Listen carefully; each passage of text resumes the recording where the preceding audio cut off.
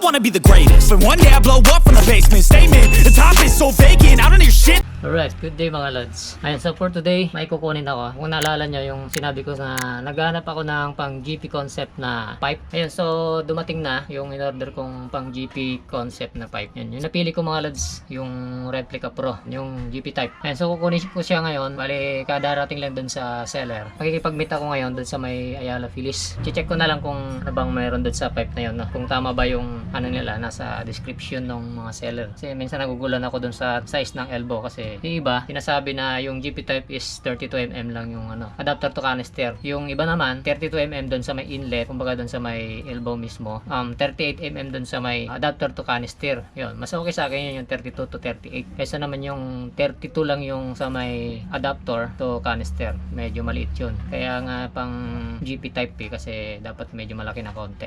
Ayun na, magto 12:30 na kasi sabi ko 12:30 to 1 pupunta ako. Yan, so update ko kayo mga lads. Let's go! Alright mga lads, pupunta ko lang saglit.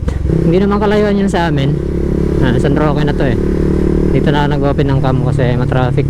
Although matraffic pa rin dito.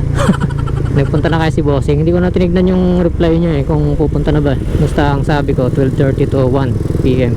Yun ang meet up namin sa may Ayala Feliz. Ganda ng tunog ng pipe na to mga lads, yung pinaayos ko. Yung Red Leo na pinarikalkal ko. Standard lang. Ganda ng tunog, buong buo. Taga Pasig lang si Bossing, yung na-orderan ko. Santolan, Pasig. Magtataka yun pagka chat ko ulit mamaya sa kanya, nandun na ako.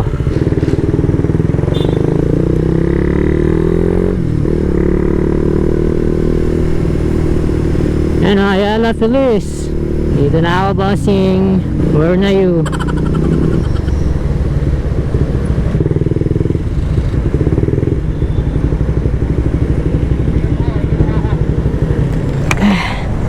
Antay natin dito si boss. Mga 1 PM doon po tayo sa may Chowking sa labas ng Ayala. Mga 1 PM nandito na nga. Sa yung Chowking. Ayun. Malapit lang kasi boss, kaya saglit lang po. Ayun, binidyohan niya yung ano ko, pipe ko. Ayun oh. Yun, medyo mataba nga yung ano niya, elbow. Tsaka may bang na rin. Pinalagyan ko ng bang mga lads eh. Okay, so punta lang ako dun. Nagmamadali kasi ako at meron akong delivery na inaantay. Pasok pa ba ako? Pasok tayo. Alright. Yan. Tayo na lang natin si boss.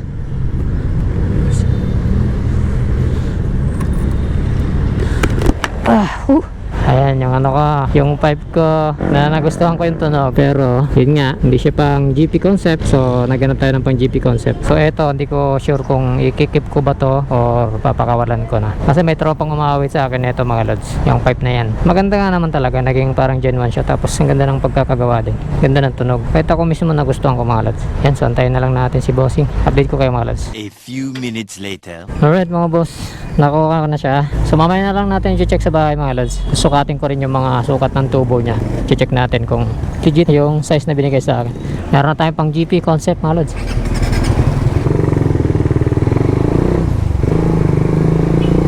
Sukatin natin yung kanyang inlet, tsaka yung kanyang adapter papuntang canister. Anong sukat, pati yung kanyang mismong exhaust tip, yung quality na rin niya, check natin mamaya na lang mga boss. A few moments later. Alright mga lods, nakauwi na ako. So dito na yung aking pipe, ang GP concept mga lods. Replica Pro, pang race talaga siya. Concept lang naman tayo eh. Okay lang naman yan. Unbox muna natin, tapos tignan natin. Unahin na natin yung previous mga lods. Ayun, may previous pa, degreaser. Malaki to, 975ml na degreaser. Okay, ayos. Salamat Bossing, kay Boss Ron. Sa kanya tayo nag-avail ng Replica Pro. Tapos sunod na natin yung kanyang elbow mga lods. Ayan yung kanyang elbow. Meron tayong ano dito, caliper. Check natin kung tama yung sinabi niyang sukat.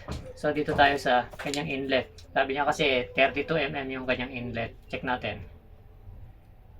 Tama nga boss, so nasa 32mm nga yung kanyang inlet. Tapos may ano na rin siya, may bang sensor na rin siya. Yung kanyang oxygen sensor nut, ordinary lang na nut. Ito yung dapat na i-upgrade nila, yung nut. Dapat yung bilugan, yung parang si stock ng Raider 150 F5. Dapat ganun na rin. Yung bang sensor okay naman, kasamang spring nandito, nakabalot pa. Tingnan natin yung sukat dito kung totoong 38 mm.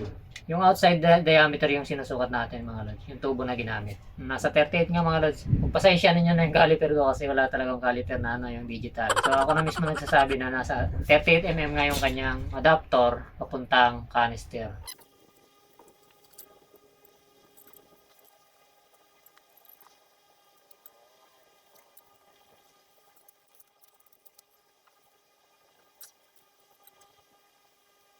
Yung kanyang spring ay mukhang hindi siya stainless.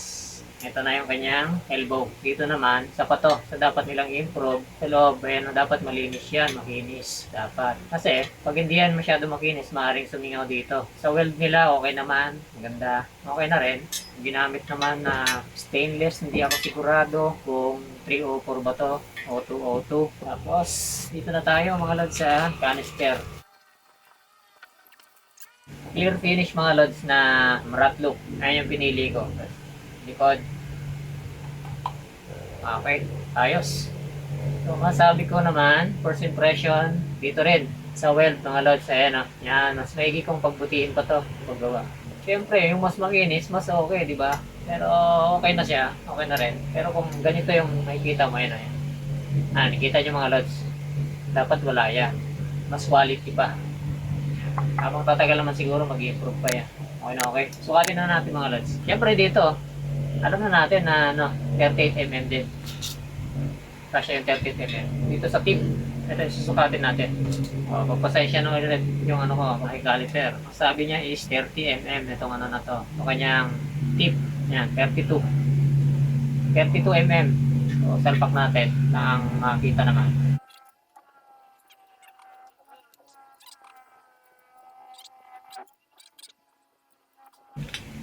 Yan. Ayun na mag-shoot si Cambio Moto. Ayan na siya mga lods. O, diba? Maganda na siya mga lods. Yan lang yung mga napansin ko sa kanya na mas maganda kung i-improve pa ni Replica Pro. Ayan na siya mga lods. Ito yung kanyang bunganga. Ito naman yung kanyang bracket. Itong bracket niya, nakapaint lang siya ng naka-finish lang. Clear finish. Sana lang magkalawangin agad ito mga lods. Sana lang medyo makapal talaga yung pintura na ito. Finish niya. Hindi ko masyadong pinoproblema yung pagkalawang pala mga lods kasi meron tayong pintor ng tropa. Kaya shoutout kay TR Works. Siya yung pintor natin. Improve na lang sana yung spring mga lods. Ordinary lang ito mga lods eh. Kukunin ko na lang yung spring ng isa kong pipe, yung red layo. Yan na lang yung gagamitin ko. Satisfied pa rin kahit may mga napuna ako. Out of 10 mga lods, ang ma-rate ko dito is appearance ha. Appearance pa lang, wala pa tayo sa performance kasi hindi ko pa siya matatry. So ikakabit ko pa lang to sa sunod na video. Kumbaga first impression ko pa lang to. Out of 10, siguro mga 8.5 to 9. Ngayon, yung ma-rate ko dito, 8.5 to 9. Yung appearance mga lods, kasi may mga flaws na nakikita ko. Yan. So, meron na tayong pang GP concept na pipe mga lods. Presyo nito mga lods, kapag GP type ang kukunin mo, na 32, 38, 32.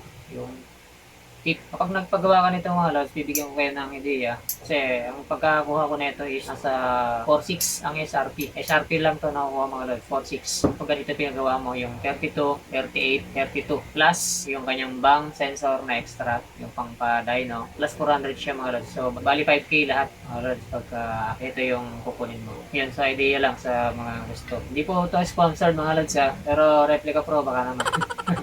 Pili ko lang talaga siya pang GP concept. Titignan ko na lang kung babagay dun sa motor. Ayan, so hanggang dito na lang itong video ng mga lods na update lang sa napili kong pipe na pang GP concept mga lods. Ayan, so hanggang dito na lang mga lods. That's it sa lahat. Peace.